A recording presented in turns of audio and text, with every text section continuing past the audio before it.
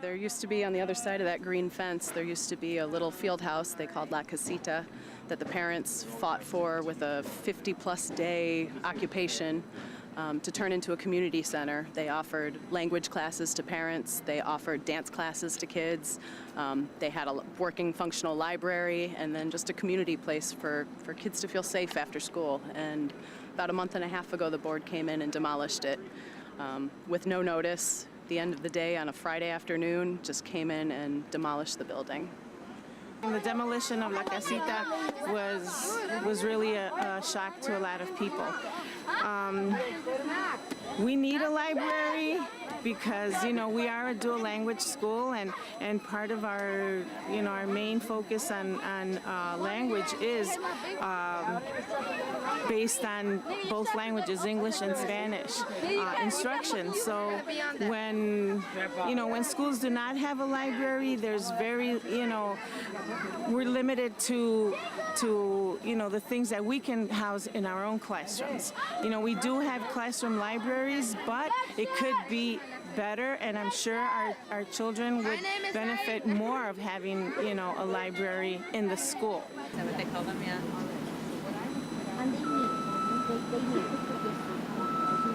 Yep, Operation Book Drop. We dropped 5,000 books at 4 different schools across the city.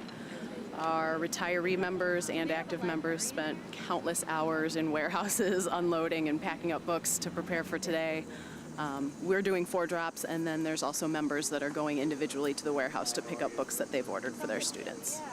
How was this received by the schools? Oh, they're so happy to get books.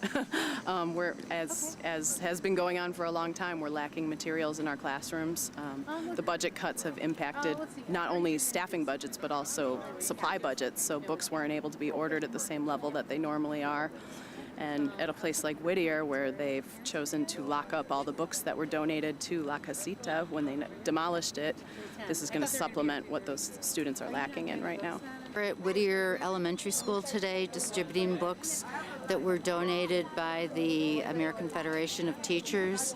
This is part of the book drop initiative of the CTU, Chicago Teachers Union, to get books in the hands of students at schools that do not have libraries. And we're at Whittier Elementary School.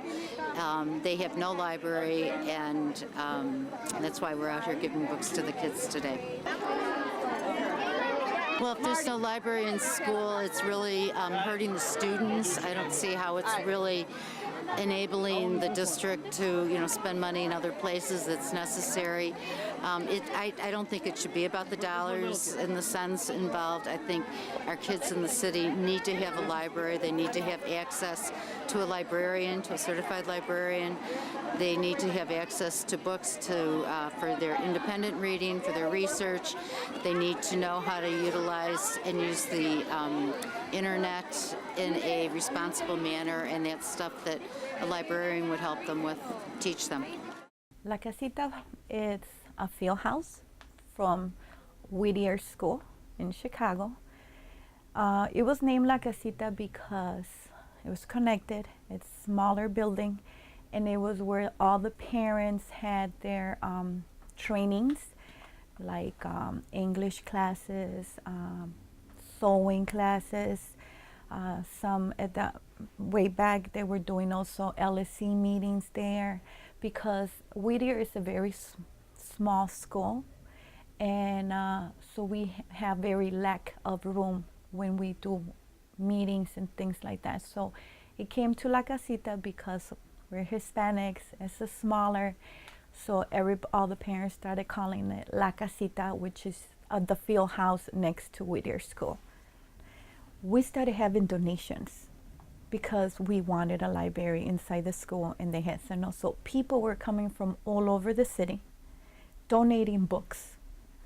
So little by little we created our library.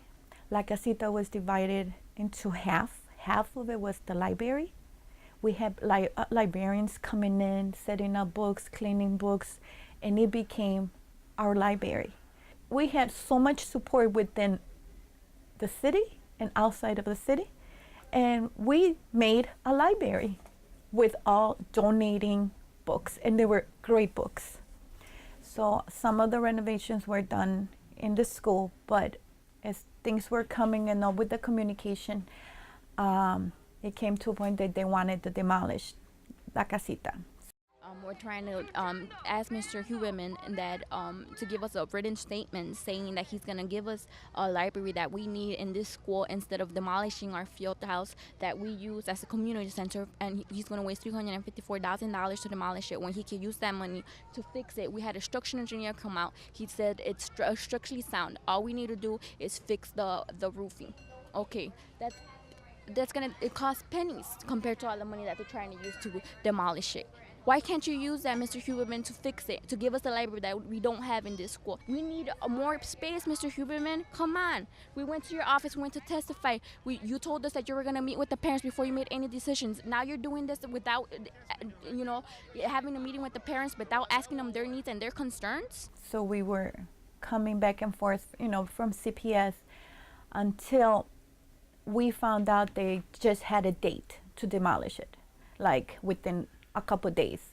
So our only action that we could to save this building was just to do a sit-in. If you would have seen La Casita, yeah, it needed renovation. Pilsen is a very old community, and just as other houses, everything has to be kept up to date. But CPS never kept up to date with this.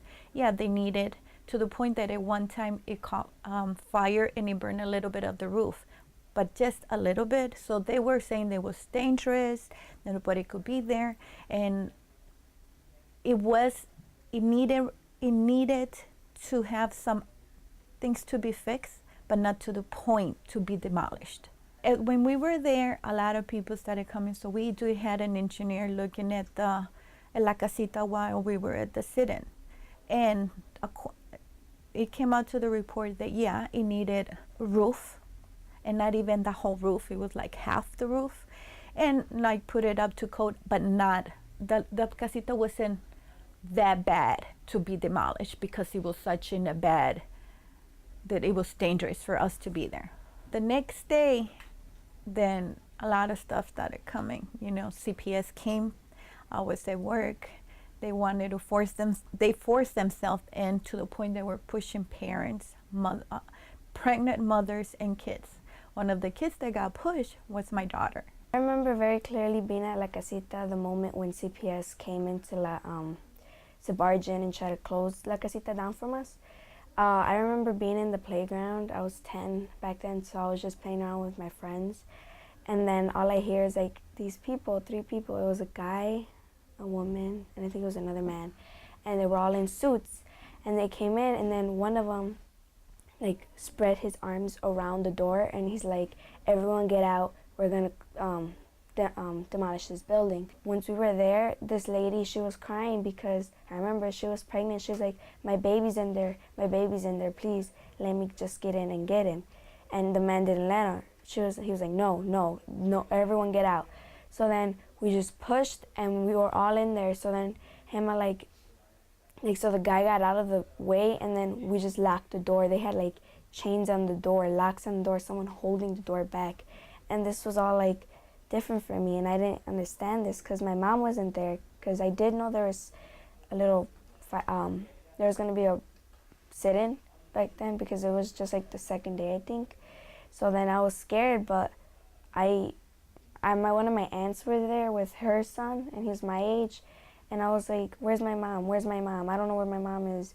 And then, so she let me borrow her phone, and I called my mom. So when I was at work, they called me. My daughter is crying, and there's so much screaming because CPS had the police.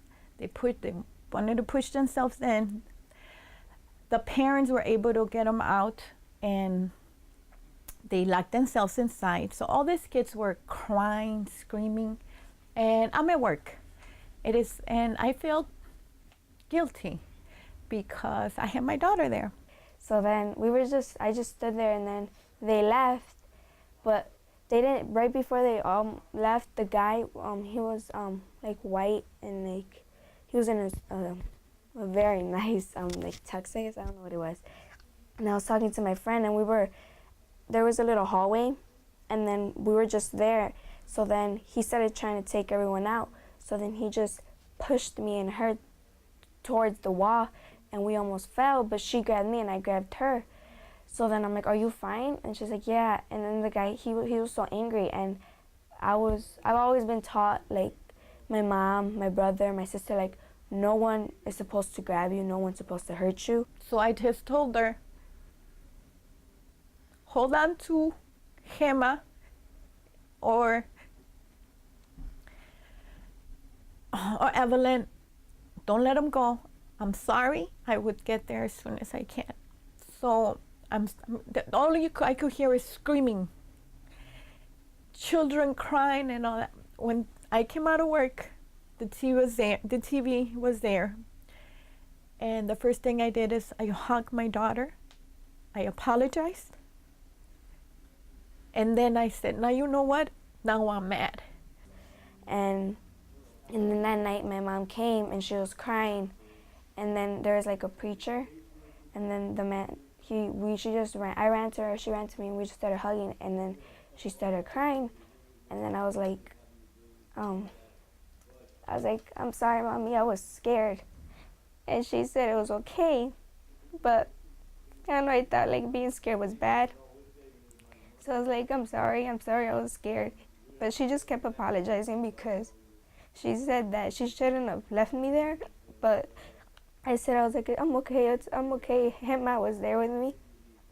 So I think that moment just like, I felt more like a family, I guess, because when I was scared, they were the ones telling me that I was okay and that my mom's gonna be here. But I'll never forget that feeling. It hurted me a lot, and I won't ever forget it. At this time was Huberman, the CEO. So he finally, coming back and forth, we set up a meeting. He promised us so many things. He said, yeah, they were going to put the casita up to date. It was going to be rented to us.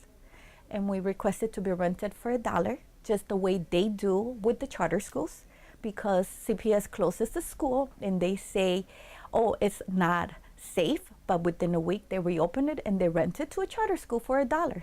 So then we said we want to be rented for $1. We're here to call out Ron Huberman. We've been here all night visual. We started yesterday at 9 p.m. We're still here, and we're asking Mr. Huberman, where is he now? He promised us to have our letter signed by Friday before business hours were over. So now we're here, and we came to his office to ask him for our letter of demands that he asked us to write. So as we go in the morning, we have this blown up letter where Huberman was agreeing to all this, and all we have are how parents, we did a protest right across the street. This is the letter. This is the letter right here. We delivered it. We hand delivered it to Eddie Garza on Thursday before, what time was it? 11 o'clock. We let them know that we wanted it on Friday. We have not received the letter back. And now they're talking about negotiating, and there is no negotiation. They never said anything about a negotiation. And they told us, just write everything that you need down. And it's simple. It's plain and simple. We don't know what the problem is. So they went to the city hall. They walked. Of course, they didn't get to see Daley because he's busy. You know how they're always busy when it comes to for the people of Chicago, but not for themselves. Years went by. Nobody, time just went by. Nobody bothered with us. We were still in La Casita. La Casita was standing. Library was in function. Classes were going on. So obviously the building was not in such a dangerous, because they would have demolished that right away, but it wasn't. So we were there for years. Time went by, and then all of a sudden, again, here he comes, another CEO for CPS. Now we have a new one. This lady came, I guess they trained her before, because she closed schools. She demolished our field house.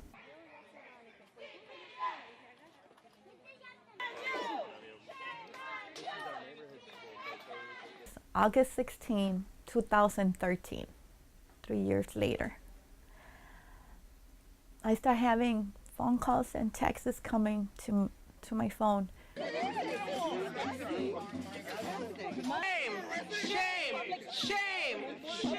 They're like, Chili, what's going on? And I'm at the airport. I couldn't do. I feel so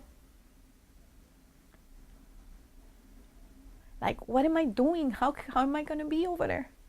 But I have my cousin coming, which I haven't seen like for 5 years. So I was like, I can't go.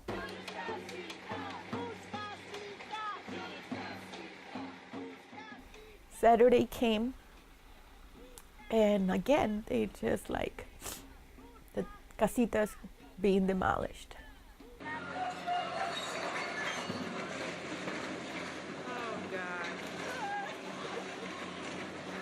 Shame on you! Shame!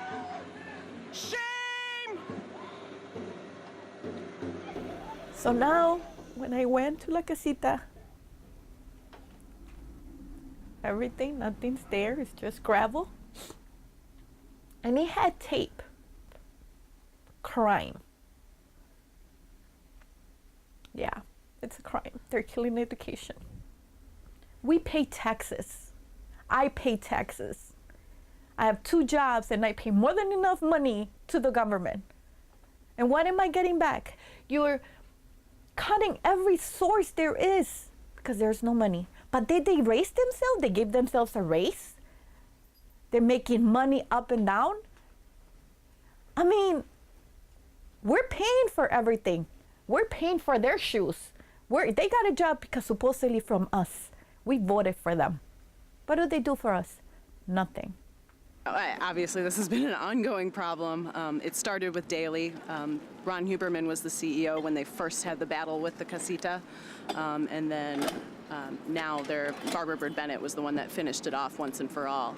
But this has been an ongoing struggle in Pilsen and other neighborhoods across the city to get resources for our students and to give our kids a place that's safe to hang out after school and provide extra services and have a real full school day, not this mandated thing that they did to us last year, but a real full school day where students actually want to be here and they have things to do. Yesterday I was at school and I came out and then I saw like these tables and it was like full of books. There was like 4 people and they were all wearing the CTU t-shirts. So then the little kids started getting in line and they got their books.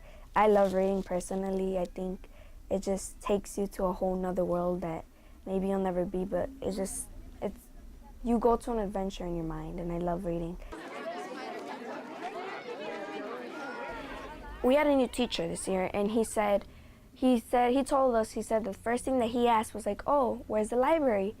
And then everyone looked at him like, are you crazy? Like, we don't have a library.